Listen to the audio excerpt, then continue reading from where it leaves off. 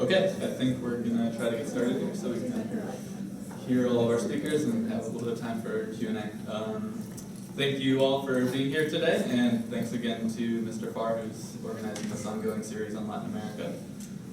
Today our topic is citizen security in Central America. Before introducing our speakers, I'd like to quickly provide a little bit about the scope of the problem and a few aspects of U.S. policy. Security conditions in Central America, particularly what's called the Northern Triangle countries of El Salvador, Guatemala, and Honduras, have deteriorated considerably over the past decade. Homicide rates, which are already high, have risen rapidly. Honduras had the highest homicide rate in the world for several years, according to UN calculations, though it appears to have been surpassed by El Salvador in 2014. Common crime is also widespread. According to surveys conducted by the Latin American Public Opinion Project, about 18% of citizens in the Northern Triangle reported they were the victim of a crime in the past year. A number of interrelated factors appear to have contributed to the poor security situation in Central America. Widespread poverty, fragmented families, and lack of legitimate employment opportunities leave many Central Americans susceptible to recruitment by gangs and other criminal groups. According to UN estimates, some 56,000 youth in the Northern Triangle are members of the Mara Salvatrucha or the 18th Street Gang. These organizations engage in kidnapping, drug dealing, extortion, among other criminal activities, and appear to be responsible for a substantial portion of homicides and crime that affect citizens on a day-to-day basis. Central America also serves as an important drug trafficking corridor as a result of its location between the cocaine-producing countries in South America and the major consumer market here in the United States. Heavily armed and well-financed transnational criminal organizations have sought to secure control of Central American territory by battling one another and local affiliates seeking to intimidate and infiltrate government institutions. Central American security forces and other rule of law institutions generally lack the personnel, equipment, and training necessary to respond to these threats and have struggled with systemic corruption. Consequently, few Central Americans trust their security forces, and crimes are committed with impunity. The U.S. government has sought to bolster security efforts in the region through the Central America Regional Security Initiative, or CARSI. Between FY 2008 and fiscal year 2015, Congress appropriated nearly $1.1 billion to provide equipment, training, and technical assistance to the 7 nations of Central America. In addition to supporting immediate law enforcement and interdiction operations, CARSI seeks to strengthen the capacities of governmental institutions to address security challenges and underlying conditions that contribute to them. Some of the programs carried out under CARSI have produced notable successes. According to a recent impact evaluation conducted by Vanderbilt Universities, communities where USAID implemented crime and violence prevention programs reported a 51% decline in murders and a 51% decline in extortion compared to communities without such programs. These programs have not changed national level trends, however, as a result of their limited scope. Pointing to the spike in migration from Central America that occurred last year, the Obama administration has argued that the security and prosperity of Central America are inextricably linked to our own. It has requested over $1 billion for this coming fiscal year to implement a more comprehensive strategy designed to promote security and good governance in the region. Congress is now considering the request and potential appropriations for the region. To discuss these issues, we have 3 excellent speakers here today. Adriana Beltran is the Senior Associate for Citizen Security at the Washington Office of Latin America, or WOLA, where she focuses on violence prevention, police, and judicial reform in Central America. She's also worked extensively on human rights and organized crime, particularly in Guatemala. Among other works, she has co-authored the study Hidden Powers, which documents the rise and impact of clandestine criminal organizations in Guatemala following the 1996 peace accords. Doug Farr is a Senior Associate of the Americas Program at the Center for Strategic International Studies and a Senior Fellow at the International Assessment and Strategy Center. He has written extensively on transnational criminal and terrorist networks and other security issues in the region. From 1985 to 2005, he worked as a journalist, primarily as a foreign correspondent and investigative reporter for the Washington Post. Since then, he has worked as a consultant to the U.S. government, the World Bank, the RAND Corporation, and other organizations. And third, we have Hector Silva, who's a research fellow at the Center for Latin American and Latino Studies at the American University. He recently published the book Infiltrators, a chronicle of corruption in the National Civil Police of El Salvador. He previously served as the Deputy Chief of Mission at the Embassy of El Salvador in Washington, D.C., and prior to that, he worked as an investigative reporter at La Prensa Gráfica in El Salvador. Please join me in welcoming our panelists here today.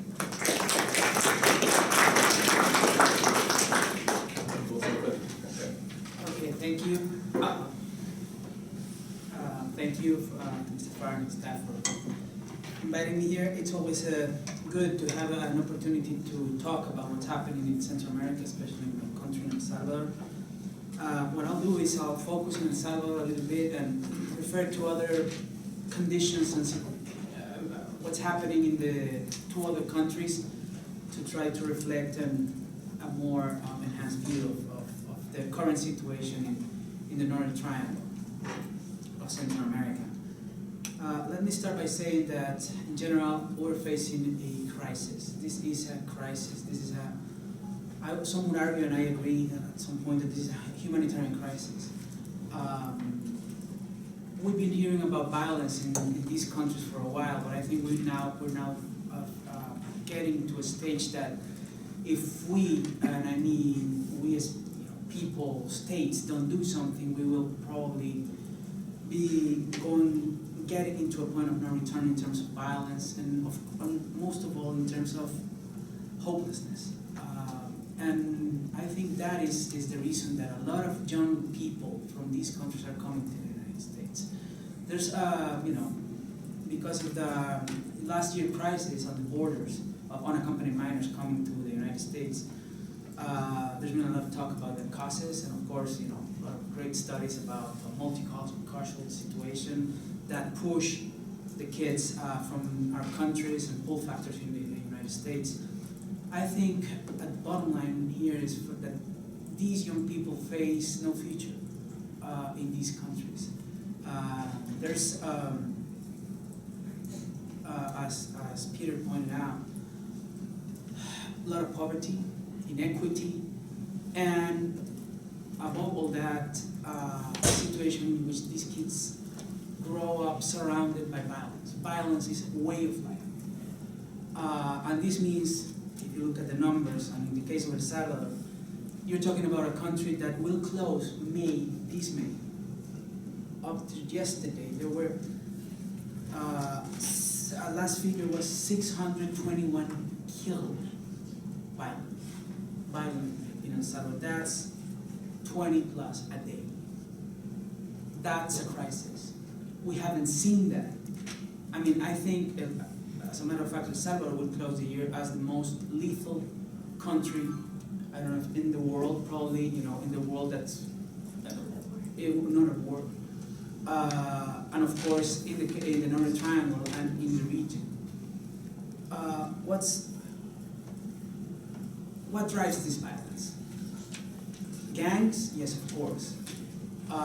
Gangs, specifically in the case of El Salvador, are a very important factor. Gangs have evolved, are now a sophisticated criminal enterprise. But it has to say that's embedded in the Salvadoran state, in the Salvadoran community. Gang members, gang families live in these communities. And for a lot of these kids, being part of the gang is the only future, because it's the way to escape, in some cases, poverty, because they're joining a criminal enterprise that provides some sort of income. It's not, of course, a way to escape violence, but a way, at least in their mindset, to control violence by providing it. They are a factor, and then there's an event that actually caused what we knew about the gangs to change, and that's that 2012 truce brokered by the previous administration, that of President Mauricio Funes and his then Security Minister, General Darío Mejía. This wasn't just a truce between the two big gangs, but was a truce between this state and those gangs. The guideline of that truce is not yet clear to us, but what's clear is the result of that. What we have now is a more powerful gang bodies that have demonstrated to the state that they have the capacity to use violence as a way of gaining leverage to talk to the state. We don't have a unique leadership. We have divided leadership, either in jails and in the streets. But we also have, aside from gang violence, violence related to drug trafficking organizations, other organized crime enterprises that have nothing to do with gangs, that probably are not as violent as gangs, but that use violent means to guarantee transit, not just transit of cocaine or other contraband, also transit of people. These are not, again, necessarily gangs. Gangs that have neither the financial nor the firepower to control extensive territories. They work sometimes as hitmen, sometimes as providers in specific points of the territory. And then you have a third criminal organization, or other criminal organizations that have one thing in common: they operate from the state. These, the most common and violent form of these, are now hitmen, death squads, operating from the National Civilian Police, the Army. So these 20 killed a day, where do they come from? Gang fights for territory, gang retaliation to each other or to the state. We've had some 25 to 30 police officers killed by gangs in this year. But we also have there, in those 20 killed, gang members killed by state officers, illegal, extrajudicial killings. We're seeing more and more of that. In the course of my research, last year and at the beginning of this year, I've talked directly to mid-level police commanders, stating loud and clear to me, what we do is, if we are hit, we hit back. I asked, is this a line coming from above? And they said, this is what we do to survive. So you're seeing more massacres now. 8 people killed at once, 4, 5. Other dead bodies have to do with these other organized crime structures fighting each other for territory.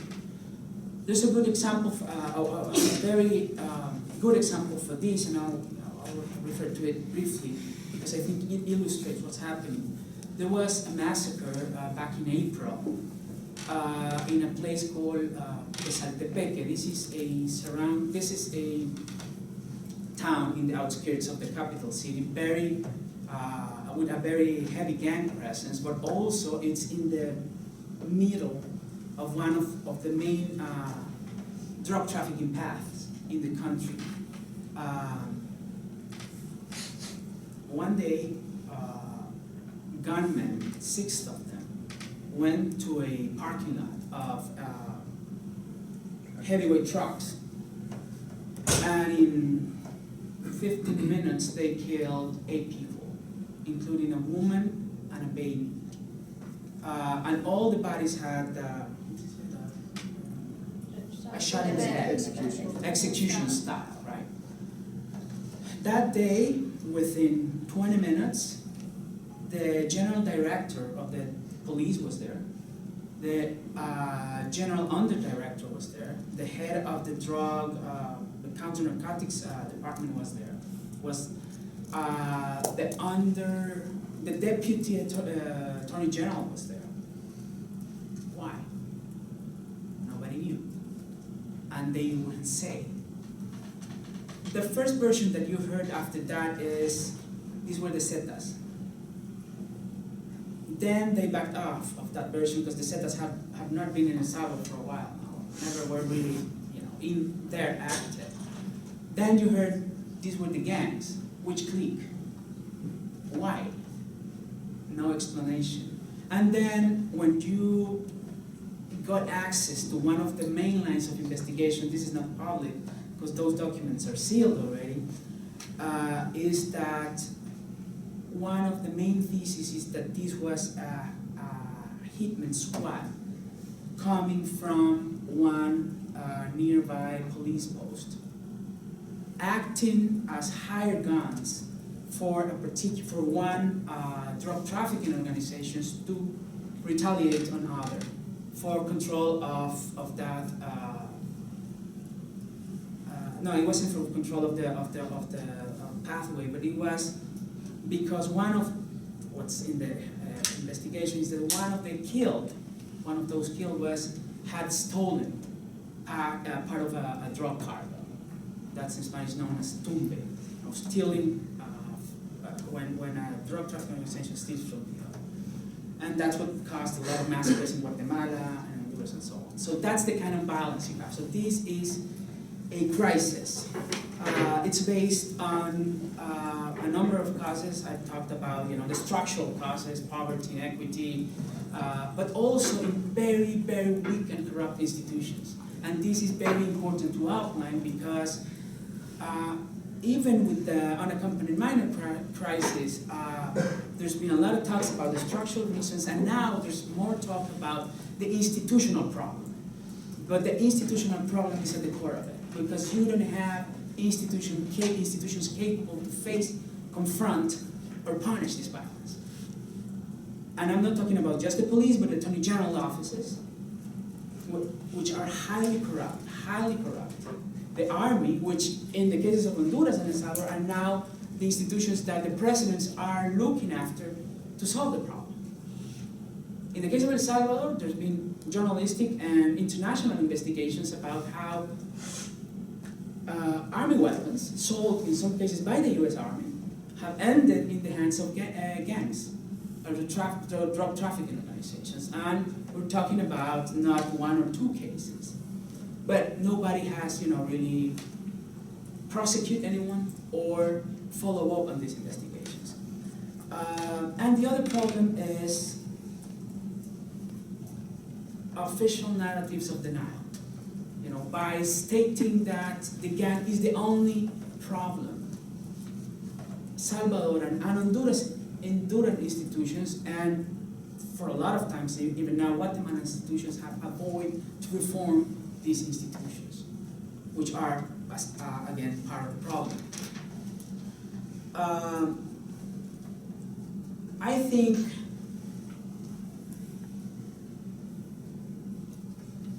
there's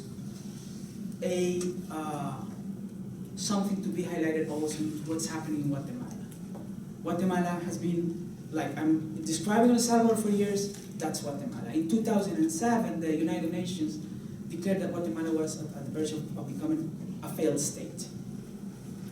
What's happened from that year until now, and I think Adriana will talk more about this, is that a shy, small, but in some cases powerful attempt of reforms on institutions have provoked some improvements in those institutions, but also what we're seeing now is citizen awareness of what's happened. For the first time in years, not even in the first years of our wars in the 80s, we're seeing 60,000 Guatemalans in the streets, not rooting for a particular political party, but asking for the end of corruption and violence, not belonging to a particular political trench or party, but citizenship. That we hadn't had that citizenship. Solutions, and I will end with this. I think the first and foremost thing to do is to acknowledge that this is another kind of war. This is a crisis, and it has to be addressed as such. And this means in the cases of the state to behave politically as states that are facing, this won't fade out. Even if the United States provides other 500 million, another billion, another 2 billion, that won't solve the problem. The problem is within these countries. And I think the first step is for these countries, our states or politicians, us as citizens, to acknowledge that we're facing probably the worst crisis of this century. And we're going close in terms of dead bodies to be where we were in days. So I will leave it there and we'll open to questions. Thank you.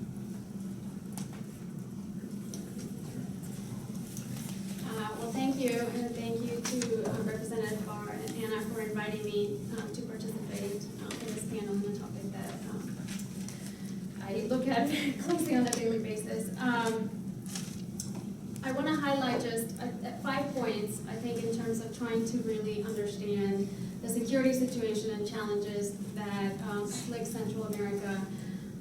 Particularly there's been a lot of debate recently about the security crisis in the region, what can be done to address it, and as we debate, the $1 billion request. And I'm just going to highlight this quickly too, so we can have enough time for questions and answers. But as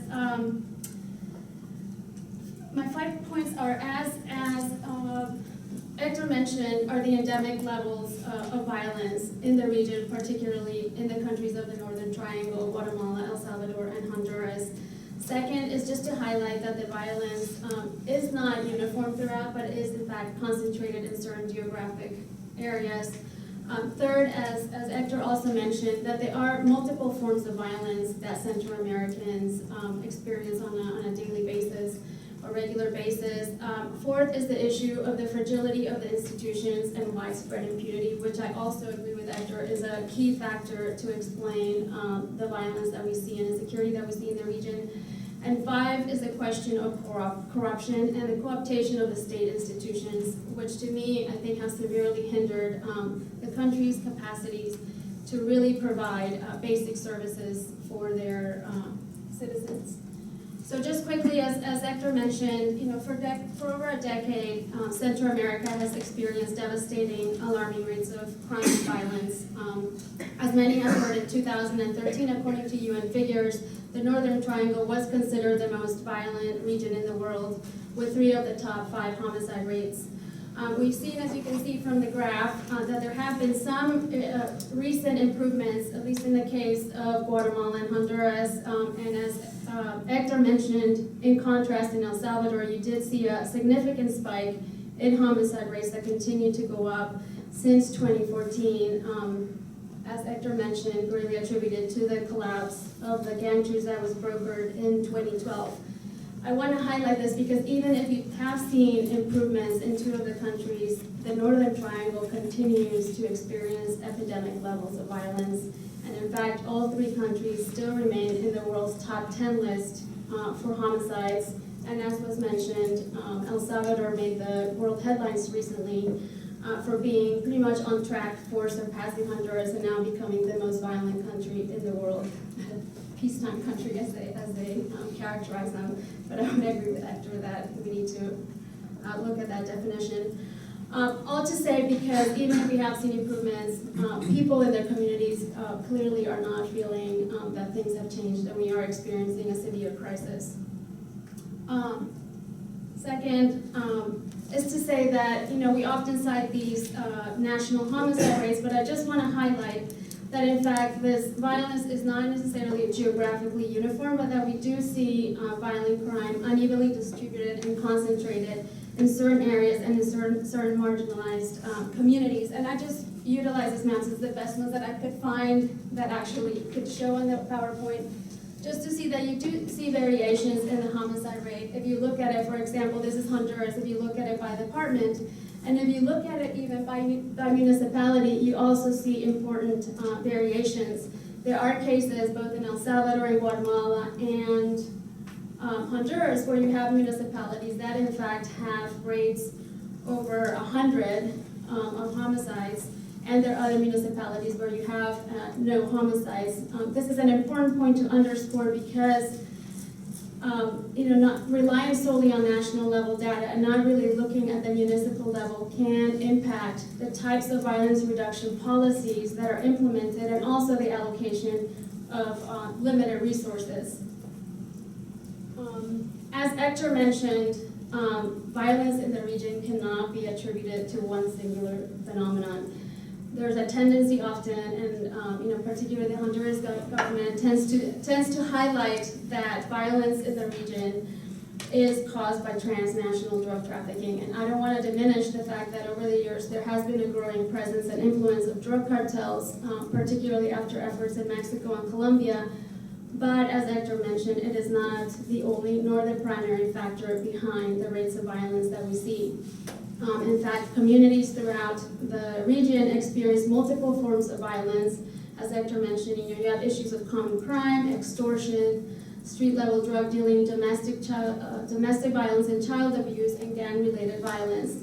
I think Hector did a really good job at explaining the gang-related violence that afflicts many communities throughout the region. This is not only the case in El Salvador, but you see it also in Honduras and in Guatemala, the different tactics and the type of violence that many within the communities feel. I would like to highlight here is the question of extortion, which is a huge problem that people in these marginalized communities face on a daily basis. Gangs are known to extort small businesses, bus drivers, and residents in the territories that they control. There was a recent study in El Salvador that found that 79% of small and medium businesses are victims of extortion. In the case of Guatemala, for instance, the Interior Ministry stated that criminals make an estimated $61 million a year from extortion, with small businesses and public transport sector being the hardest hit. You see stories like the one I'm about to tell you throughout, the region. They're very common, but even in August of last year, for instance, there was an entire shopping center in the municipality of Mixco, which is right side of Guatemala City, that had to close down because all the shop owners were being extorted. They were being asked to pay over $650 on a regular basis to maintain their businesses open, so they decided to shut their doors. Stories like this you hear, they're very common in all the three countries. Of course, gangs are not the only ones that are involved or benefiting from extortions. There are other criminal groups and even police officers that are engaged in the extortion business. As in many parts of the world, I would say that the majority of those that are perpetrating but are being victimized by violence are males between the ages of 15 and 29. In the case of Honduras, for example, the murder rate of males ages 20 to 24 in 2013 was over 318 per 100,000 citizens. In El Salvador, one of the most important research institutes noted in one of their reports that the murders of children under the age of 17 had increased by 77% during the first half of 2014 compared to the previous year. Now this, I don't want, also diminish the fact that you have a huge problem of violence against women in the region as well. And just to cite one report that was done by the Small Arms Survey that showed that El Salvador, for instance, had the highest rate of gender-motivated killings of women in the entire world, with Guatemala third and Honduras seventh. These are important things to know because understanding the dynamics and the different forms of violence that specific communities experience is key so that we're able to develop and implement more effective responses geared specifically to addressing those needs. My fourth point is the question of the weak institutions and widespread impunity, which I would agree with Hector is a major factor behind the violence in the region. People frequently find no protection, particularly from these marginalized communities, from their authorities. To varying degrees, and we can speak more about this in the question and answer session, the region's justice and law enforcement institutions are weak, unaccountable, and corrupt. The majority of the police forces, as Hector mentioned, are underfunded. They're plagued by poor leadership and often complicit in criminal activity. And I would say that recent efforts to purge and reform the police forces have made very, very limited progress, particularly in the cases of Guatemala and Honduras. And in fact, rather than investing in much needed institutional reforms and in professionalizing their civilian police forces, the ineffectiveness and the problems of internal corruption are often used as an argument for bringing the military onto the streets. All three countries have continuously relied on the military or joint military police patrols to deal with the security crisis, to the point even that in the case of Honduras, they have established a military police for public order in 2013 that has been tasked with taking care of security in areas that are controlled by gangs. Oops, 2 minutes, okay. The justice sector, you also see, as Hector mentioned, huge problems within the justice sector. And just to cite one data, successful prosecutions stand roughly at 5% across the region. That's 5% of cases that are prosecuted. Now here I would just highlight, as Hector mentioned, the case of Guatemala, because there we have seen concrete improvements. The UN-led International Commission Against Impunity in Guatemala, and the leadership that you had under the former Attorney General Claudia Paz, did manage to advance or put in place certain measures that have improved and brought down the impunity rate, including the use of legal wiretaps. They shifted the way they conduct investigations, not looking now at individual cases, but looking more at criminal networks. They improved greatly the coordination that you have between the prosecutors and police and other measures. My final point is the question of corruption and the co-optation of the state. And I think here, the current political crisis that you have right now in Guatemala clearly illustrates the pervasiveness of corruption and the extent to which illegal networks have co-opted the state. The most recent cases, and we can talk more about this in the question and answer session, that have been uncovered by CC, which have implicated very high-level officials of the current administration, have demonstrated how these illegal or illicit networks have been able to infiltrate the state and have reconfigured essentially to benefit their corrupt and criminal interests. This obviously has taken money and resources away from the state institutions that are not able to even meet the basic needs of the population, and has fomented a culture, corruption and a culture of illegality and violence.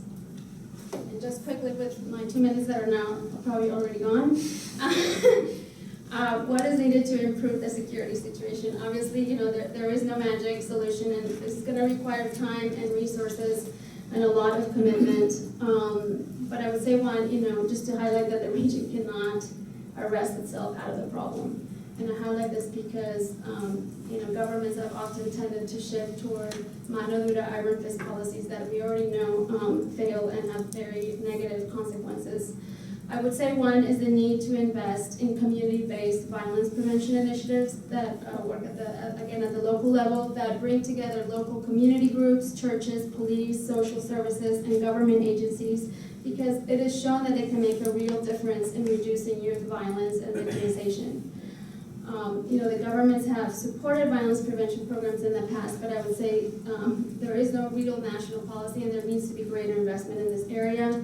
Greater investment over a sustained period of time is needed to support job training and job creation programs that are particularly focused on youth in targeted communities, particularly in those where you have the highest rates of crime.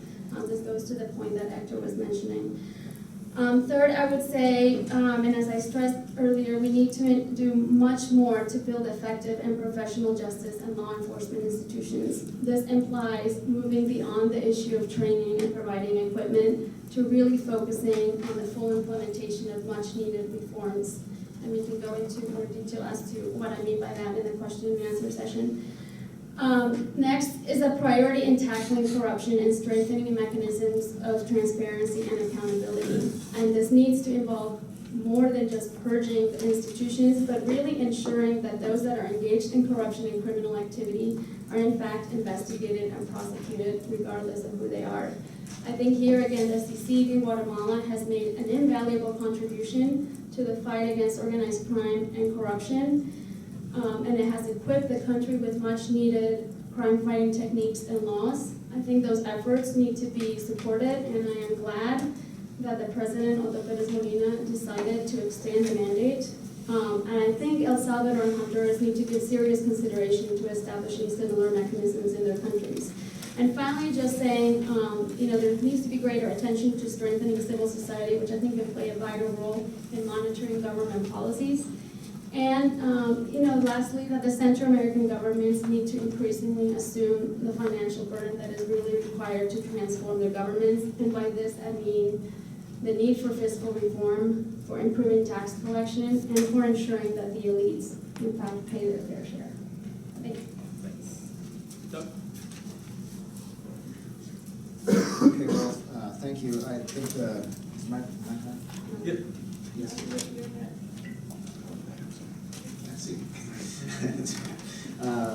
Thank you. I think the general framework has pretty much been laid out, and I think that I spent a lot of time on the ground there. I just got back from Salvador. I spent a lot of time in San Pedro Sula, and I think the corruption issue is really the fundamental issue in dealing with a tremendous amount of the problems, and the non-functional judicial system, especially in the case of El Salvador and elsewhere, the non-functional attorney general's offices that have become huge bottlenecks for everything that could happen in a positive way are being stymied systematically, and all progress that had been being made is being rolled back, I think, systematically. I want to talk a little bit about some of what I'm seeing on the ground there the last couple of weeks, and particularly in the region of San Pedro Sula and El Salvador, and less in Guatemala. I haven't been in for a little while, but I think the most disturbing thing of all the many disturbing things here is that you're seeing in El Salvador now an entirely different type of activity of the gangs, and a different type of war that has become incredibly chaotic. And one of the questions we were asked to address here is, how does this affect citizen security? How do people on the ground feel the effects of the insecurity there? And I would say in absolutely every element of their life. It affects where your kids will go to school, whether you will keep your daughter in the neighborhood past the age of 11 before she's ready into the gangs. It will affect where you can do business, how you get to work, whether you can get to work, how much you have to pay in extortion to get to work, how much you're extorted as you come and go by the companies and by the gangs, and every aspect of your life, from education to how things happen in your neighborhood, are affected directly by this citizen insecurity. And before I talk about the gangs, I wanted to say that my feeling is more and more, and I think goes to the issue of the judicial systems there. The Central America, the Northern Triangle, no longer has functioning judicial systems. It's become almost entirely a transactional societies, and by that I mean you can buy what you want. If whoever can pay the most for the judicial result they want will get that result. Whoever can pay the gangs the most will have the least effect from the gangs. Everything is down to what can be, who can do what for whom, and what transactions take place, with total disregard for the actual judicial processes. There's one fascinating case in El Salvador where one person, out of no love for justice, had gone after a drug trafficker who was coming into his particular area of business.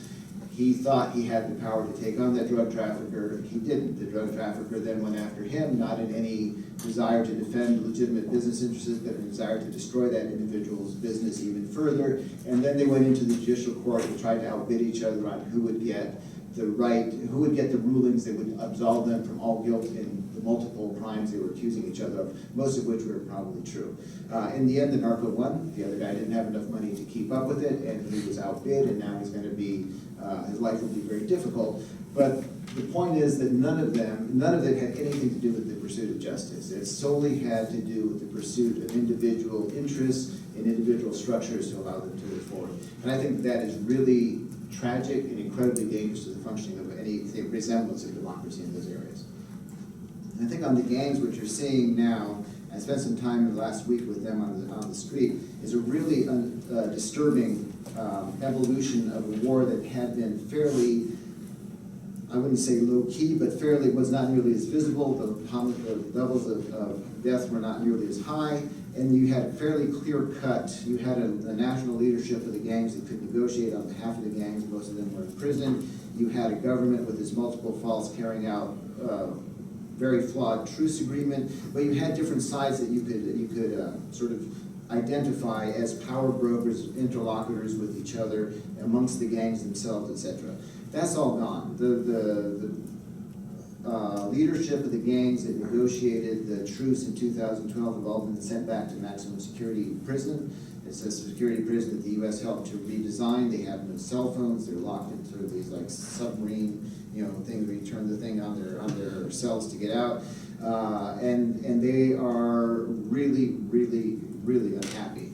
But the guys on the street are very happy. They supported the move of getting rid of these guys because it gives them a fresh start. But what you're seeing and what the gangs are feeling, and this isn't because I'm in any way sympathize with the gangs, but I think in fact it's incredibly dangerous. What they're seeing coming at them are the police and the military in new and different ways with the new rapid reaction battalions, particularly that El Salvador is forming up. Plus you have what they call grupos de exterminio, the death squads that Hector mentioned, tied to political parties on both the left and the right, as well as to the police, as well as to the military. And so you have this incredible crossfire in which no one knows who's who anymore, and no one knows who their enemy is and where the next bullet's going to come from. And as a result, everyone's shooting everyone preemptively. One of the things you see with the gangs are doing, what they talked about was not only are they going after police, as Hector mentioned, is that because they view it as their right to self-defense, they're specifically targeting the families of all the major witnesses of all the major crimes. So you see a lot of unidentified people that are killed who have nothing to do with gangs, and everybody's like, why was that old lady killed, or why is that 18-year-old kid that wasn't from the neighborhood? Almost all of them can be traced to judicial police activities against the gangs, and the gangs are taking the retaliatory measures against those specific people. But I think that what you have ended up with, and I've been dealing with El Salvador for 30 years in a lot of different chaotic situations, is probably the most volatile situation where you have different clicas of the MS-13, and the Calle 18, Barrio 18, trying to negotiate a unified command structure, which is not well liked by their own people down below. So if they were to make it happen, they would pay a price internally for it.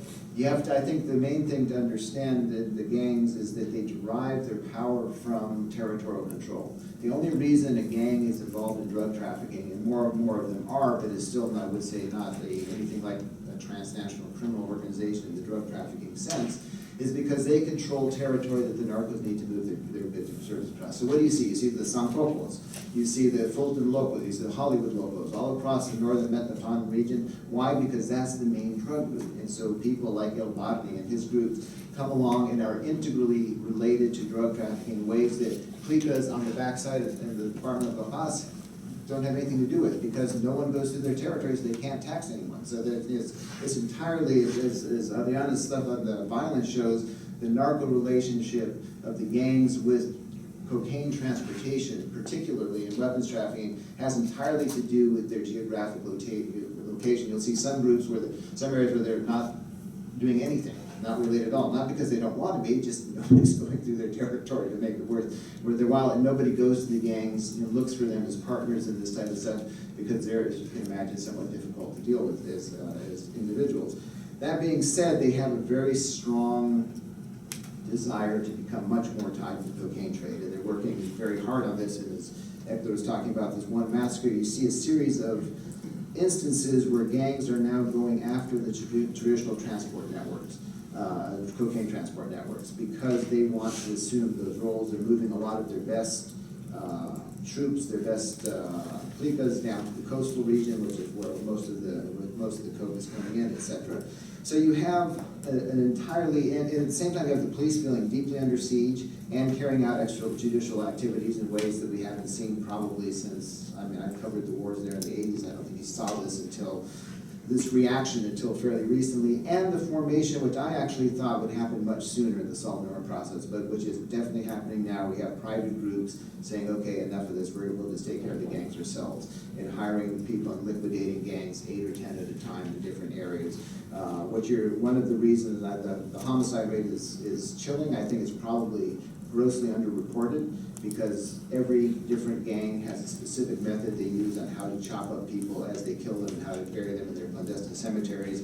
And there are enormous sections of the city, of every major city and town, where people have been pushed out, they've migrated out because of the violence, and the gang simply use them as clandestine cemeteries and fill the houses and backyards with bodies. So as horrific as it is, I would guess it's probably some significantly underreported. So you have this level of violence that we haven't seen with where it's routine to decapitate, to cut off the arms, legs, sexual organs, everything, and do things that we haven't seen in this context. And the same applies in San Pedro Sula, and access, as someone mentioned, to weapons. One of the things you see, particularly in Honduras and El Salvador, is the military has been increasingly willing to allow the significant flow of weapons out of their arsenals. And you see this with M60 machine guns, you see this with really sophisticated AK-47s that the gangs now have in San Pedro Sula, where they have 60 shot clips and stuff that they use when they take on the police. You see them using C4 to blow up people's houses, their enemies' houses, police posts, etc. So as their political and internal dynamics have changed, they become much more politically aware, their access to weapons has increased as well. But I would agree, and with what Adriana says, it's not that the gangs are not solely responsible for violence. The gangs are often operating at the behest of other groups. It's not that they are out there, they do kill each other without question, and they do kill a lot of innocent bystanders, no question. But most of their really nasty operations that happen, where the gangs execute large numbers of people, are because somebody paid them to do it. And so to focus exclusively on the gangs as the driver of violence is short-sighted, because there are structures above them that go in multiple directions, multiple political directions, multiple police and army directions, that make it very, very hard it makes it very easy for the gangs to make money doing that. It makes it very hard for the political structures to actually take any remedial action against the gangs, because as much as people hate them, they also, at certain levels, certain power structures need them. And I think that is one of the, as you've gone into that, they need them as hitmen, they need them as transport guard, they need them someone to blame. And so every time something happens, it's the gangs, oh my God, the gangs did this. Sometimes they're right, a lot of times they're right, but a lot of times it's not the gang's initiative that led to those particular events. So I think we're in a time of really deep chaos. I think the governments are completely at sea as to what to do. I don't think they have a clue. In looking at the proposed $1 billion in Farsi, there's very little new thinking. I think some of the ideas that Adriana and others are trying to think through entirely new approaches have to be taken seriously, because the old approaches certainly haven't worked. It's like, I would say, like the drug war itself. 40 years after making very little progress, you might want to sit back and rethink the basic premise of what you're doing. And I have been covering drug trafficking for 40 years, and I have no love for drug traffickers, but I think at a certain point, and after decades of mano dura and mano super dura to go after the gangs and all of these things and the billions of dollars we put into this, to end up far worse now than we were 5 years ago by every metric, from homicide rates to impunity rates to overpopulation of prisons to all of those things, one has to rethink where the money's going. And I think the idea of putting more money into those particular policies is very short-sighted, and I think we don't understand that there really are not, in many of these countries, there are very few people who we can rely on as valid interlocutors to deal with in these situations, because the corruption has gone so high and so massive that the documented amount of money being stolen. When people talk about what is the U.S. going to do, I mean, if you guys took half as much money in corruption as you do, you could solve your own internal problems now. I mean, Tony Saca, El Salvador, his own internal party found that he robbed $460 million. I mean, that doesn't even count as drug trafficking. You go across the board, you can add up to billions of dollars and stuff that these machines, Funes, who followed him, all of the Guatemala, Honduras, there are hundreds of millions of dollars, probably billions of dollars that have been siphoned off from those systems, and if we're not willing to tackle that before giving more money, then we're just going to make a few people a whole lot richer. So I'll leave it there. Excellent, thank you all. That was very informative, I'm sure, for everyone. We can take some questions now. If you would just identify yourself briefly and try to keep your questions sort of short and to the point. Thanks. Beth? Sure. Thank you all. Peter Billerbeck with Third Way. I have a question that we've been getting from a lot of offices that we've been working on, kind of helping them understand what this $1 billion request is and how they can effectively shape that or talk about that. Maybe for Doug or Adriana, since you guys both talked about this issue of corruption and kind of lack of state institution capacity, one conversation I had, a chief of staff said, well, they pointed to the Guatemalan vice president and minister's departure and said, well, look at this, why should we appropriate the $1 billion, why should we pursue this plan if this kind of corruption, if this kind of stuff is happening? What kind of answer would you propose there, you know, in terms of maybe conditionality or some kinds of structures to address that? Doug asked me to refer first. That's a great question. I would say, you know, I don't think it's good to give a blank check. I think part of the question is, as Doug also stated, is where the money's going and making smart investments. And to your question, I think the issue of indicators is key. You know, what I've seen, particularly in the case of Carsey, which I've looked at the most, and particularly when it you know, the INL portion, there are no real clear indicators to measure success. So I think in the whole package it's very important that we stress the need to include indicators for both short-term in terms of, you know, how do we gauge if there is a political will and commitment on the part of the Central American governments, but also longer term at looking at whether the assistance is really achieving the effects that we wanted to achieve. And I think to the question of corruption, and in particular the case of Guatemala, I have a different view. I think the CICIG, the International Commission Against Impunity, has, like I said, made unprecedented advances in Guatemala, and I think it's a model worth looking. For those that don't know much about it, this was a UN-led international body that was established in 2007. It's a unique mechanism, it's never been tried before. Tasked with helping the Guatemalan authorities go after organized crime tied to the state. It's unique in the sense that it has to operate with the Guatemalan institution, so it works very closely with a specific vetted unit within the public prosecutor's office, and it has to work under Guatemalan law. You know, I can talk in more detail. It's equipped the country with much necessary tools and legal reforms that it has managed to help implement. It has also focused on trying to remove officials, public officials, that obstruct, you know, justice, that don't let the system function, and try to identify people such as, you know, Claudia Paz, that are able to be put in those positions and kind of try to help reform the institutions.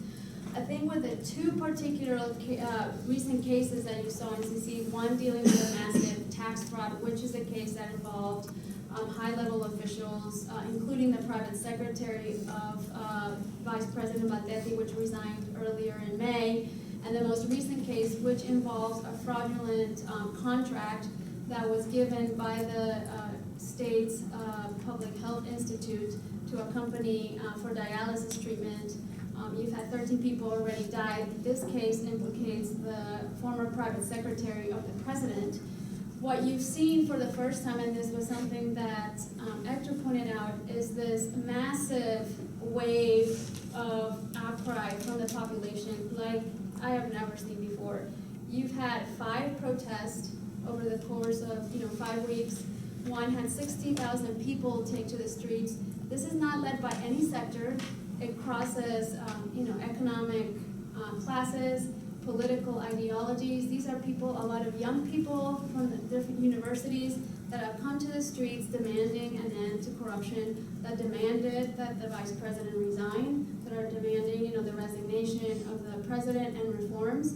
I think it provides a valuable opportunity to really press the Guatemalan government to implement reforms that it has never wanted to implement, part because of the business sector. So I think it's also an important time to also press the elites to actually allow certain institutional reforms so that the states are able to provide for their citizens. I think it also highlights what a body like the CC can do in terms of trying to press important reforms and build institutions, and that's why I think El Salvador and Honduras would benefit from considering similar entities. The other thing I'd add briefly, I think the CC is a great, would be a significant and huge step. The other thing I think what most happens in my years of watching U.S. aid flow to countries is we become very afraid to cut it off at a certain point. And I think you have to be not afraid to cut it off. When things go south or you don't like the way it's going, or you have the wrong people, you're done.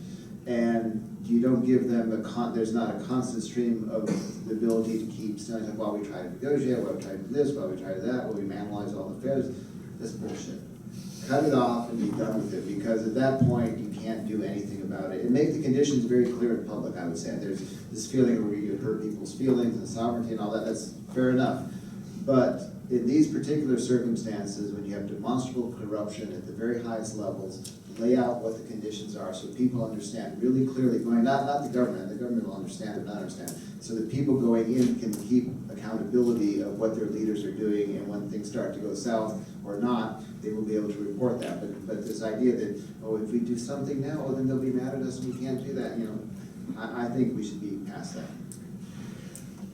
You just reminded me of one thing that I didn't mention in my presentation. On the institutional reform side, I think U.S. assistance, for the most part, when we talk about capacity building, it has tended to focus a lot on providing training and equipment.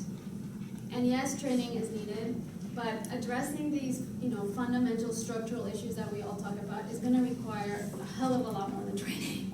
I mean, you can train 500 police officers, and if the institution is still corrupt, you're essentially training potentially 500, corrupt police officers. So I think it's a question of, if we are really investing on institutional reform and on establishing professional police and justice institutions, then we need to look beyond just providing training and equipment and really figuring out how do you establish, effective, accountable, and transparent institutions. Thanks. Anna, are we able to hold the room for a little? We're trying for like one more question. Okay. Sure. Go ahead. My name is Miles, and I'm an intern here. I just had a quick question. Ms. Beltran, you said that there are different types of violence that need to be addressed differently, but you also mentioned that drug trafficking is not the primary cause of violence in the Northern Triangle. If the United States' involvement is largely incentivized by drug interdiction, does that mean programs like CARSI will inevitably be confined to only addressing drug trafficking?